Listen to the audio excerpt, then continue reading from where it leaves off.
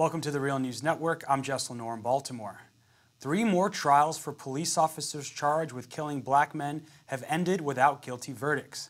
While the media has reported that no one will likely be held criminally accountable for the deaths of Samuel DuBose, Sylville Smith, and Philando Castile, a little discussion has occurred around what would actually prevent these situations from arising, namely community control of police. Well, now joining me to have this important conversation is Glen Ford, executive editor of Black Agenda Report. Thanks so much for being back with us, Glen. Tell us your thoughts.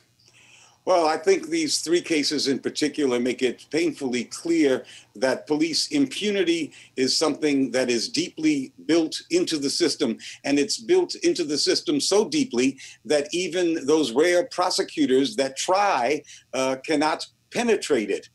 In Milwaukee, that jury acquitted a cop who shot a young black man who had thrown his gun away and was already wounded and already helpless. The policeman's lawyer, however, was able to successfully argue that it was reasonable for the cop to fear that the man might have a second gun. He didn't see a second gun, but he feared that he might have a second gun, and that police are trained to keep on shooting until essentially the subject is dead.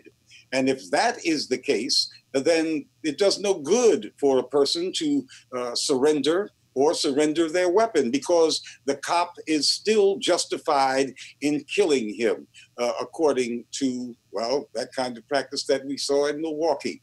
In Minnesota, the cop was acquitted after he killed a person who was fully cooperating with the officer and who told the officer that he had a licensed weapon. The cop said that he feared for his own life initially because he smelled marijuana, and he believed that Mr. Castile had been smoking marijuana around the child, and therefore he might do anything, and it was reasonable for the cop to fear for his life. And the jury thought that that was reasonable. And in Tulsa, Oklahoma, a female cop shot Terrence Crutcher to death for what looked like no reason at all. She said that she had looked Crutcher in the eye, and she believed that the man was sizing her up for some reason. Nobody else saw Crutcher do anything that was remotely threatening, but the cop was nevertheless acquitted of manslaughter charges. All of these cases were captured on video. There were black jurors represented on all of the juries. And the cops included a young black man and a young Hispanic cop and a white female officers.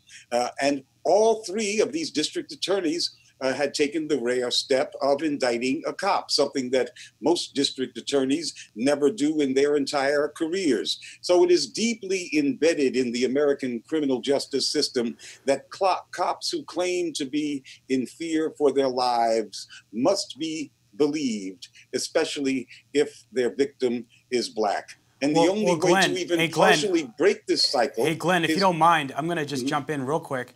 I think a point that I'm sure you're going to raise, but I think we should talk about now too, it wasn't that the DAs just decided to prosecute these cops, right? It was because there was uprisings in these cities, and so there was public outcry that prompted these prosecutions as well. That's right. In Milwaukee, there was civil disturbance, and certainly all over the country, and especially in Minnesota, there was a great deal of organizing that went on. And of course, we now have these video cameras, which means that there is a large public awareness of what the cops are doing. But that does not seem to change the outcome. It convinces some district attorneys that they have to do the right thing, but it's overcoming these deeply embedded impediments to successfully prosecuting a cop once he or she has committed the crime, or excuse me, once he or she has killed a civilian, remains extremely difficult. I think that the promise of Black community control of the police, although it certainly is no panacea, is that if Black community folks have a real say, an effective, decisive say in which people are hired to be cops, and how long they can remain cops, at least there is an opportunity for the community to apply its own standards of reasonableness and sanity to this police force. Obviously, the standard of reasonableness that prevails today is one that is dangerous to the health and well-being of every Black person who walks the streets. And Glenn, what you're talking about, community control, is different than a review board, because a review board is what liberal groups often call for in their reforms. The difference is a review board comes after the fact. That's right. With a board that has community control, like you see in places in Canada, like Toronto, for example, the community actually gets to set policy, and it's not that it happens instantaneously and it doesn't require struggle, but in Toronto, for example, they tried to ban racial profiling, which is an ongoing struggle there. But the demand is key. Sure, set policy, decide what the standards are for hiring police officers, have a say, a decisive say in who the upper echelon cops will be. White folks in rural areas had that kind of community control and have had it for a very long time with their elected sheriffs. Those sheriffs were responsive, at least to the voters.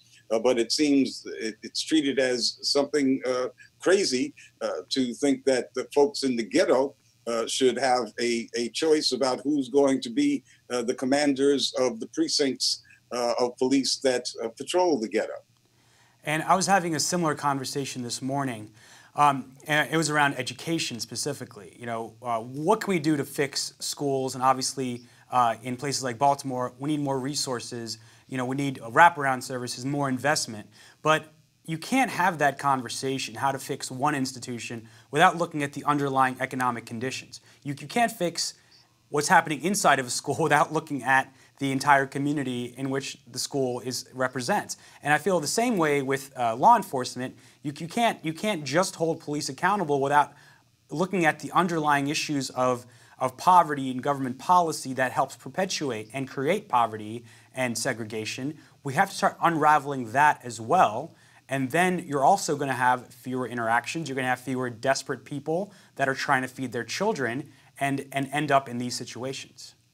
Well, the fight for Black community control of the police actually engenders and goes hand in hand with the discussion of the entire relationship of the community to those folks who actually rule, and to the institutions of coercion that we call the police, and who they serve. When you have established that the community does have a decisive and deserves the decisive say in what security is in the community, what policing should look like, as well as who should be doing that policing, then all of the other questions of power relationships are also on the table and out there for community discussion. So it would be an integrated kind of discussion about relationships of power, who answers to who, and who's going to enforce the rules, who makes the rules. And we know Colin Kaepernick recently caused a lot of controversy when he equated the modern police force with slave catchers, which is what their origin is.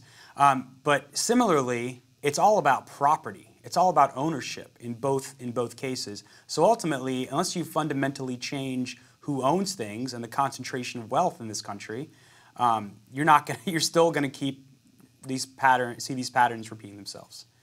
That's right. The community control of the police does not really alter the patterns of power in society, but it does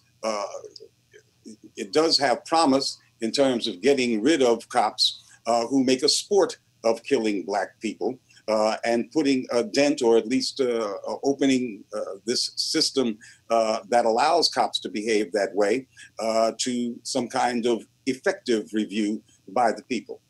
And just quick final note, in the case of Philando Castile, the city is paying out almost $3 million to settle that civil suit. Cities like New York have paid out something like almost $1 billion to settle civil cases involving brutality. Chicago is something like $500 million. Baltimore, it's several million. Over the last 7 years, according to a Sun investigation, there's a statute in state law which prevents these large damages we've seen in other jurisdictions. But it's going to be economically beneficial for cities as well, because this enormous, cops aren't being criminally held accountable, but the money is still flowing from taxpayers to pay for the actions of these bad cops. Yeah, cities have treated this as the cost of doing business or the cost of doing murder, but the price is getting higher, yes. All right, Glen Ford, thank you so much for joining us. Thank you. Thank you for joining us at the Real News Network.